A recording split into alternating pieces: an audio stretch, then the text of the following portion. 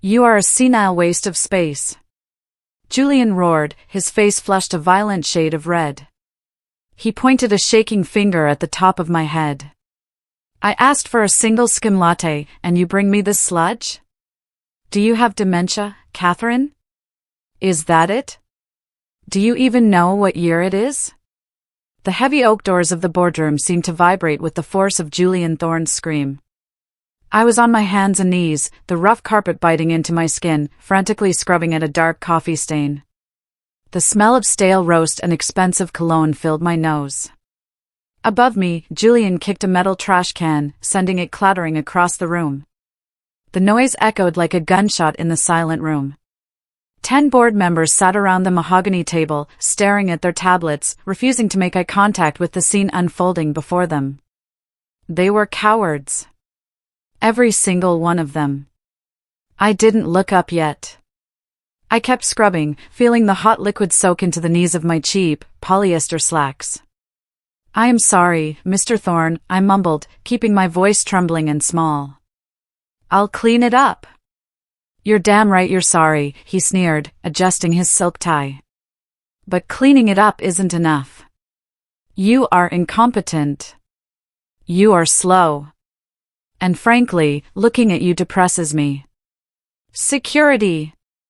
Get this trash out of my building immediately. She is fired. The heavy footsteps of a security guard approached. My heart hammered against my ribs, not from fear, but from a cold, sharp rage that I had been suppressing for weeks. I stopped scrubbing. I slowly sat back on my heels. As the guard reached for my arm, I looked up. I locked eyes with Julian. He expected tears. He expected begging. Instead, a small, terrifying smile played on my lips. He didn't know it yet, but he had just made the biggest mistake of his life. For weeks ago, my life was very different. I wasn't scrubbing floors or wearing polyester. I was standing in the sterile, beeping quiet of the intensive care unit. My son, Wyatt Royal, lay in the bed, looking so small despite being a 32-year-old man. His body was broken, wrapped in bandages and casts after a car accident that the police had labeled suspicious. The only sound was the rhythmic whoosh of the ventilator assisting his breathing. I gripped the cold metal rail of the bed, my knuckles white. I had built Royal Enterprises from a garage startup into a billion-dollar empire, but seeing my son like this, I felt completely powerless. Suddenly, Wyatt's eyes fluttered open. It was a struggle for him, I could see the pain etched on his face. He tried to speak, his voice a dry rasp that I had to lean in close to hear. Mom. He wheezed. I stroked his hair, tears stinging my eyes. I'm here, Wyatt. I'm here. It's Julian, he whispered, the name coming out with a shudder. He's cooking the books. He cut my brakes. I froze. Julian Thorne was Wyatt's college roommate, his best friend, the man Wyatt had trusted to act as CEO while he focused on expansion. He's destroying everything, Wyatt gasped, gripping my hand with surprising strength. Mom, you have to go back in. They don't know your face anymore. You retired 10 years ago. Please. Save the company. The monitor spiked as his heart rate rose. The nurses rushed in, ushering me out. I stood in the hallway, the tears drying instantly on my cheeks. My sadness evaporated, replaced by a cold, hard resolve. Julian Thorne thought he had killed the king. He forgot about the queen. The transformation was the hardest part. I was used to Italian silk suits, weekly blowouts, and commanding a room the moment I walked in. To become Catherine Rhodes, I had to erase Catherine Royal completely. I went to a discount store and bought 5 pairs of ill-fitting gray slacks and oversized, frumpy cardigans that swallowed my figure. I stopped dyeing my hair, letting the natural gray roots streak through, and I started wearing thick, smudge-proof glasses that hid the sharpness of my eyes. I practiced hunching my shoulders, making myself look smaller, older, and defeated. I applied to the temp agency that serviced Royal Enterprises. My resume was a masterpiece of mediocrity, gaps in employment, low-level clerical work, and a fictional history of being a homemaker. The hiring manager, a tired woman named Brenda, sighed as she looked at my application.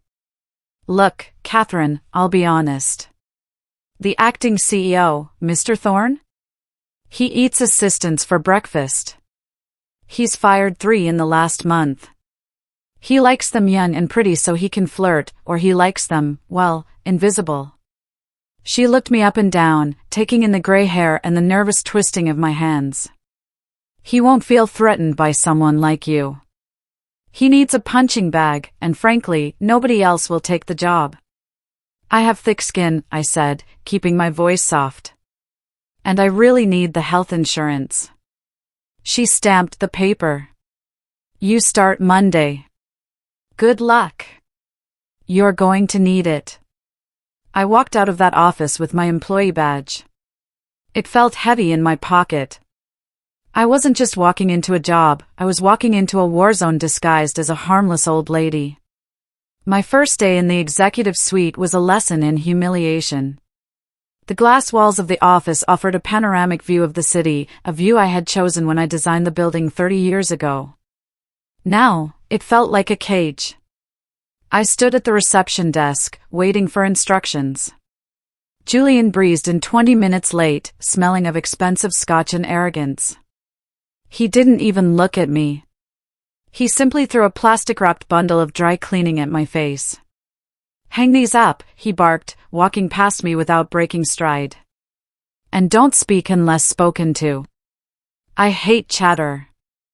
I caught the hangers before they hit the floor. "Yes, Mr. Thorne," I said. He didn't acknowledge me. He slammed his office door shut. I looked around the open-plan office. The staff looked terrified.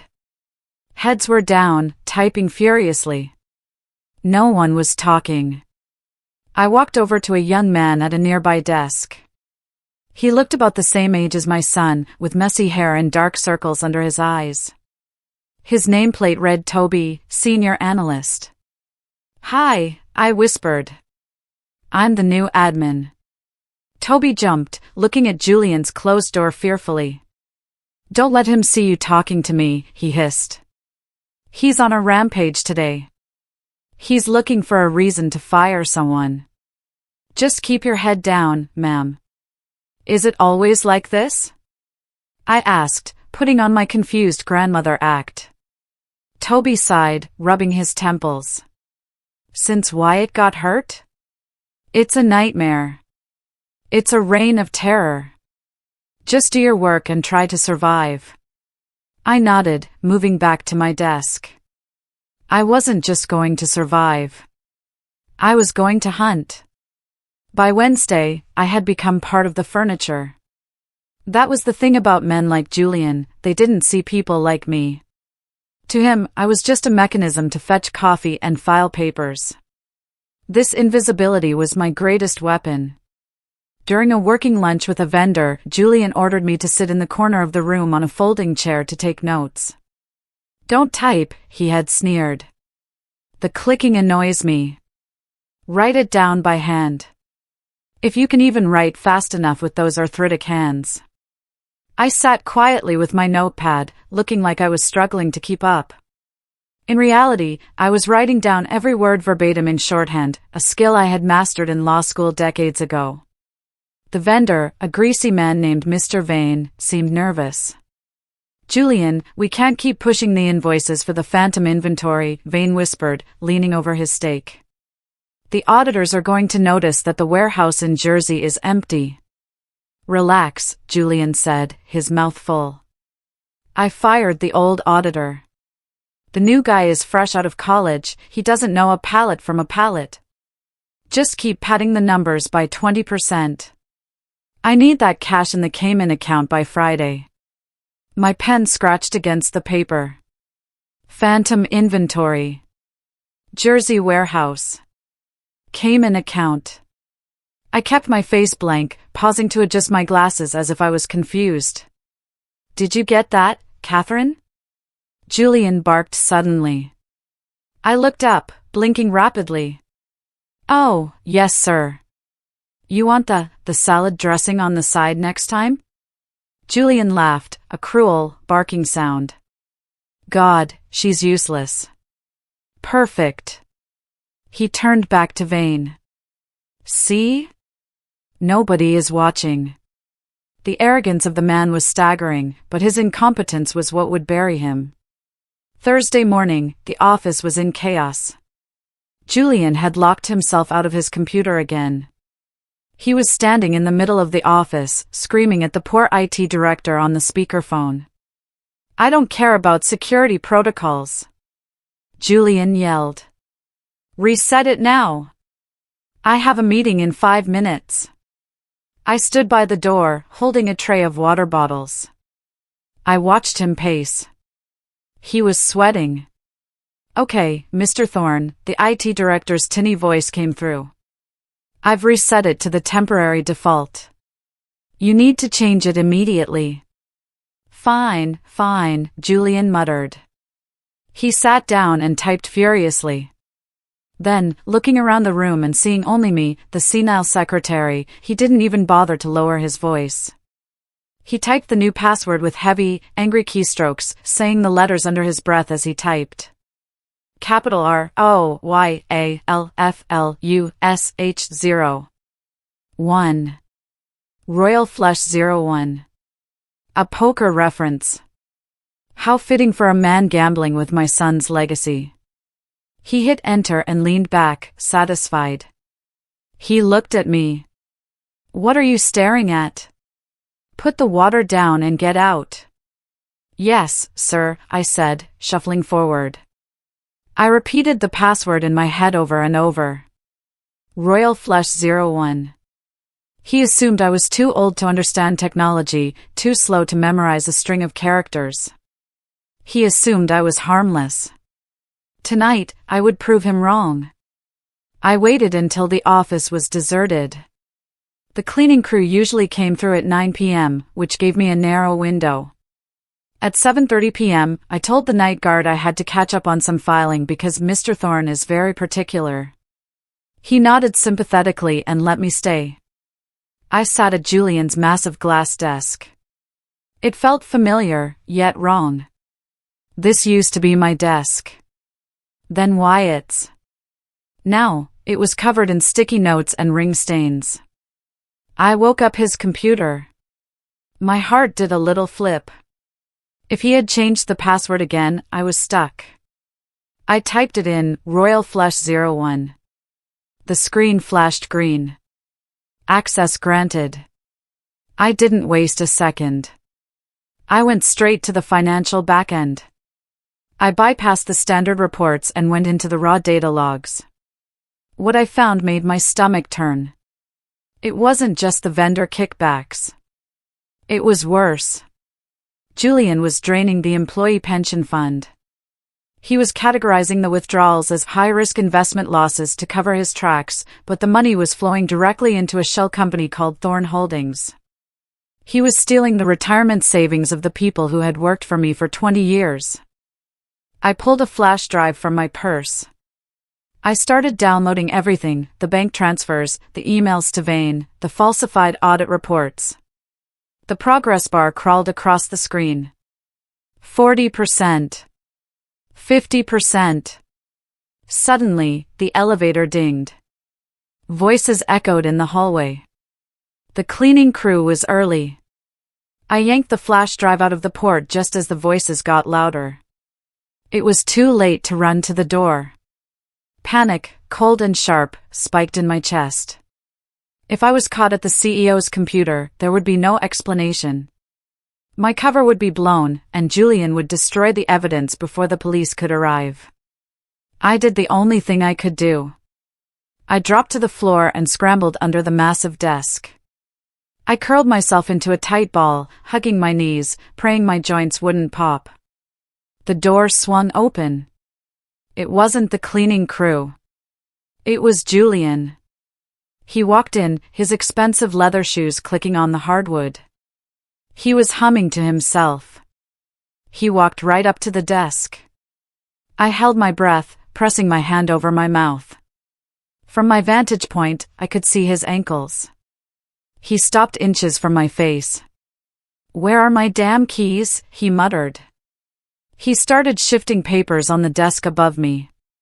A pen rolled off the edge and fell to the floor. It rolled, stopping just an inch from my hand. My heart stopped. If he bent down to pick it up, he would see me. I watched his hand come down. He was bending over. I squeezed my eyes shut, preparing for the scream. Ring ring. His phone blared. The hand stopped. He groaned and stood back up. "What now?" he answered, sounding annoyed.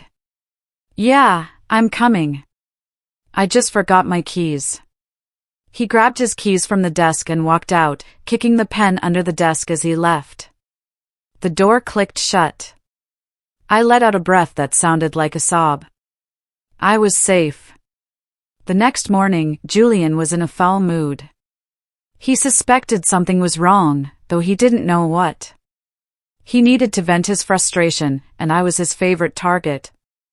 He called me into his office at 8 a.m. "The archives," he said, waving a hand toward the basement storage room. "They are a mess. I want the last 10 years of physical client files reorganized by region and then by revenue. Alphabetical is for idiots." I stared at him. "Mr. Thorne, that's thousands of files. It would take a team a week." "Then you better get started," he smiled cruelly. "If it's not done by tomorrow morning, don't bother coming in.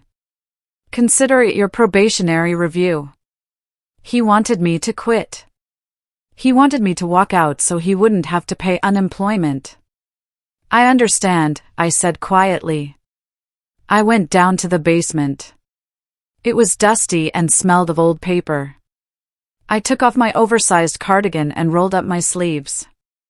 He didn't know who he was dealing with. I had an eidetic memory and a system I had invented myself. I didn't need a team. I needed caffeine and focus. I worked through lunch, through dinner, and into the night. My back ached, and my paper cuts stung, but I moved with the precision of a machine. I sorted, labeled, and boxed. By 6 a.m., the room was a grid of perfect organization. When Julian walked in at 9 a.m., he had a termination letter already printed in his hand. He marched down to the basement, expecting to find me asleep or crying amidst a pile of chaos. He stopped in the doorway.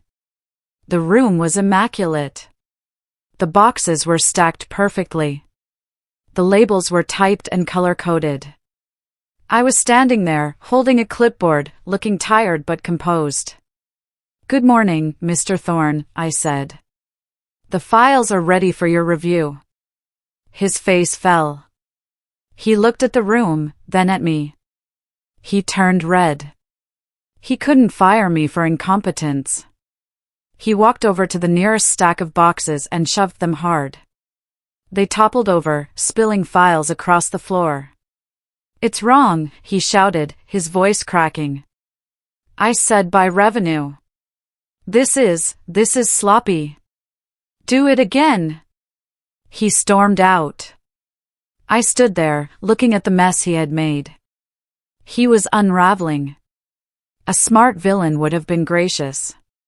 A smart villain would have been suspicious of how a temp could pull this off. But Julian wasn't smart. He was just a bully. I knelt down and started picking up the files. I wasn't angry anymore. I was recording everything in my mind. Every insult was another nail in his coffin. I didn't need to do it again. I had already scanned the relevant files while I organized them. I had found the contract for the merger he was planning. He wasn't just stealing, he was selling us out. The atmosphere in the office grew heavier by the hour. Julian had realized that money was missing from the operational accounts, money he had stolen, but the trail was messier than he intended. He needed a scapegoat before the quarterly audit, which was fast approaching. He chose Toby. I was filing papers near the break room when I heard the shouting. I rushed out to see security guards standing at Toby's desk. Julian was holding up a folder. Embezzlement! Julian shouted for the whole floor to hear. Stealing from the company that gave you a job? You make me sick. I didn't do anything. Toby cried, tears streaming down his face. Mr. Thorne, please, I don't even have access to those accounts. Get him out of here, Julian sneered. They dragged Toby toward the elevators. The rest of the staff watched in silence, terrified that they would be next. I hurried to the elevator bank and managed to slip in with Toby and the guards before the doors closed. I'm sorry, Toby, I whispered as we descended. He was shaking. My career is over. Who will hire me now? I have student loans. I didn't do it. I reached out and squeezed his hand, dropping the act for just a second. Listen to me. Go home. Don't sign anything. This isn't over. Trust me. He looked at me, confused by the steel in my voice. The doors opened, and he was gone. I walked back to my desk, my blood boiling. It was personal now. It was time to go on the offensive. I needed indisputable proof of intent. I needed to catch Julian in the act of trying to defraud the shareholders. I sat at my computer and drafted a memo. I used the letterhead of a fake shell corporation I had set up years ago for testing internal security. The memo detailed a secret offshore acquisition of a lithium mine in Nevada. It claimed the stock was about to triple in value within 48 hours but was currently strictly confidential. It was a honey trap. It sounded illegal, risky, and highly profitable, catnip for a greedy man like Julian. I printed it out on high-quality bond paper. I marked it eyes only, do not distribute. I walked into Julian's office while he was at lunch and placed it halfway down a stack of legitimate mail on his desk. Then, I went back to my desk and waited. I put on my headphones, but they weren't playing music. They were connected to the internal intercom system I had patched into. I was the spider, and the fly was about to land. Julian returned from lunch an hour later. I watched him through the glass. He sat down, loosened his tie, and started flipping through his mail. He tossed the magazines aside. Then, he paused. He pulled out the fake memo. I saw his posture change. He sat up straighter. He read it once. Then he read it again. He looked around the office suspiciously. Seeing only me typing slowly, he relaxed. He reached for his desk phone. I pressed the record button on my laptop. Connect me to my broker, Julian said into the receiver. Now. A pause. Steve? It's Julian. Listen, I need you to liquidate my position in the tech fund. Yes, all of it. I have a tip. Massive lithium find in Nevada. I need to buy in before the market closes. Put everything I have on it. He was committing insider trading. He was using what he thought was confidential company information for personal gain. It was a felony. And Steve, he added, lowering his voice. Use the offshore account. I don't want this tracing back to the royal accounts. Yeah. Thanks. He hung up, looking smug. He thought he had just made millions. In reality, he had just handed me the recording that would send him to federal prison. The next day, Julian brought a woman to the office. She was young, dressed in designer clothes, and clearly bored. She sat on the edge of his desk while he signed papers, giggling at everything he said. This place is so drab, Julian, she said, looking around. When you sell it, we should move to Milan. That's the plan, babe, he grinned. He buzzed my intercom. Catherine. Tea. Now. I walked in with the tray. I was wearing my frumpiest sweater yet. As I set the cups down, the woman looked at me with open disgust. Oh my God, she laughed. Is this the help? She looks like she belongs in a nursing home. Julian chuckled. This is what happens when you don't marry rich, babe. You end up a spinster secretary scrubbing floors at 50. Let it be a lesson to you.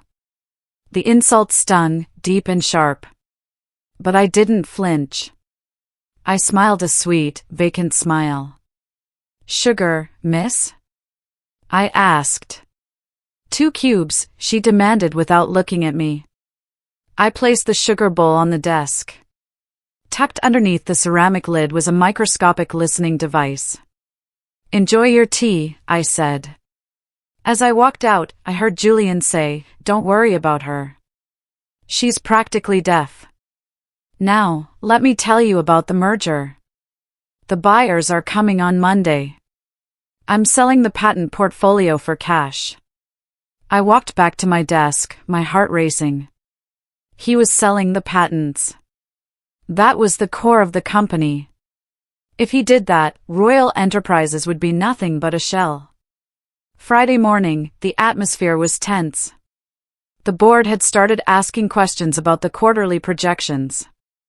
Julian was panicking. He was paranoid. It feels like someone is watching me, he muttered to himself, pacing the hallway. He picked up his phone. Get a sweeper team in here. I want this office debugged. Top to bottom. Now. My stomach dropped. If they found the bug in the sugar bowl or the splice in the phone line, they would trace it back to me. I had to get that bug out. The sweeper team arrived within the hour, 2 men with heavy cases of electronic equipment. They stopped at the reception desk. We're here for Mr. Thorne, one said. I had to think fast. I stood up, clutching my chest. I let out a gasp. Oh! Oh my! I collapsed onto the floor, knocking over a stack of binders. My heart! I can't breathe. The lobby erupted into chaos. The sweepers hesitated, looking confused. Call 911, someone shouted. The receptionist ran around the desk. I just need water, I wheezed, pointing to the break room. Please. While everyone ran to get water or call for help, the sweepers were distracted.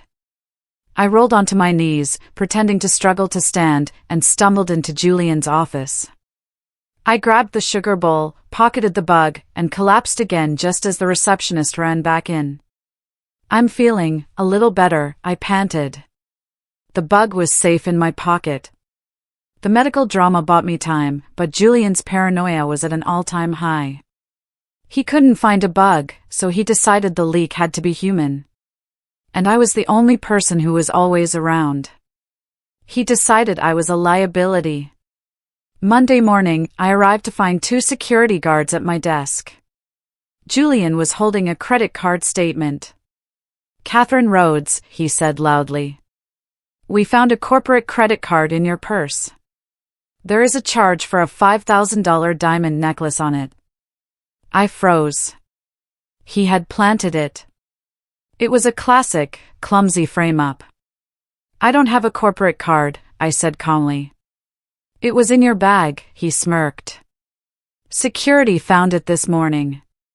He had searched my bag before I arrived. I want to talk to you in my office, he said. Now. I walked in. He closed the blinds. The game was changing. He wasn't just firing me, he was trying to destroy me so I couldn't testify to anything I had seen. Julian sat on the edge of his desk, looming over me. Here is the deal, Catherine.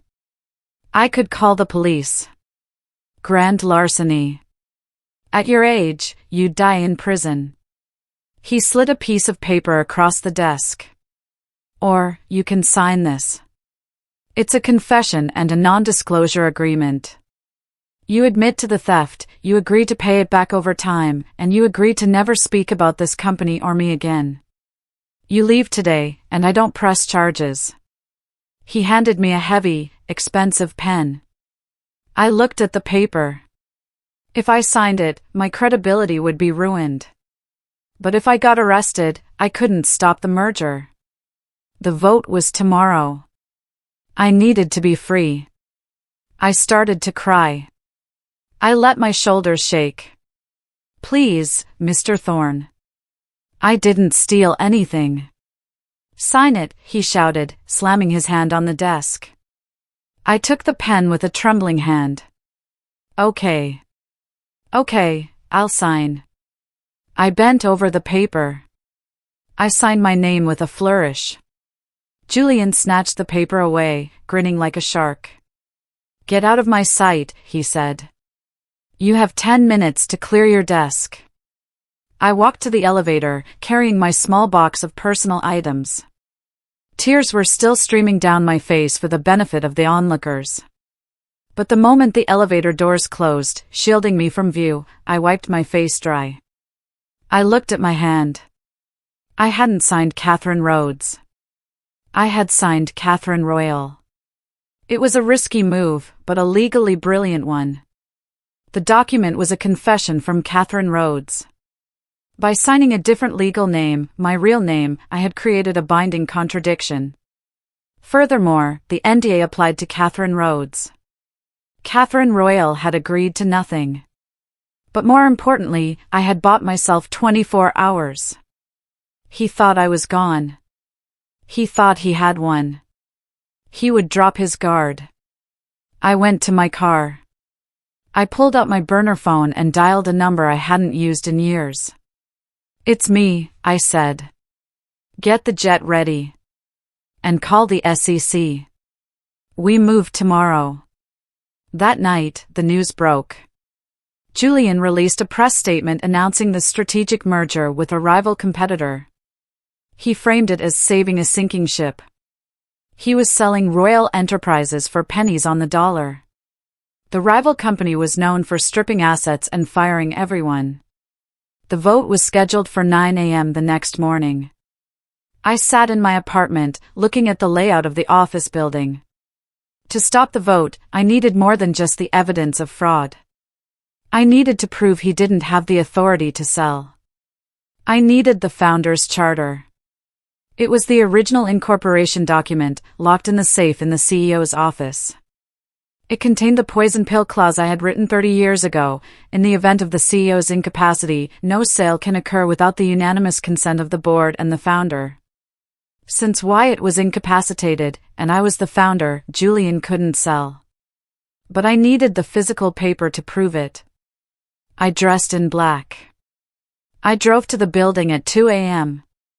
I didn't need to break in, I still had my master key from when I owned the building.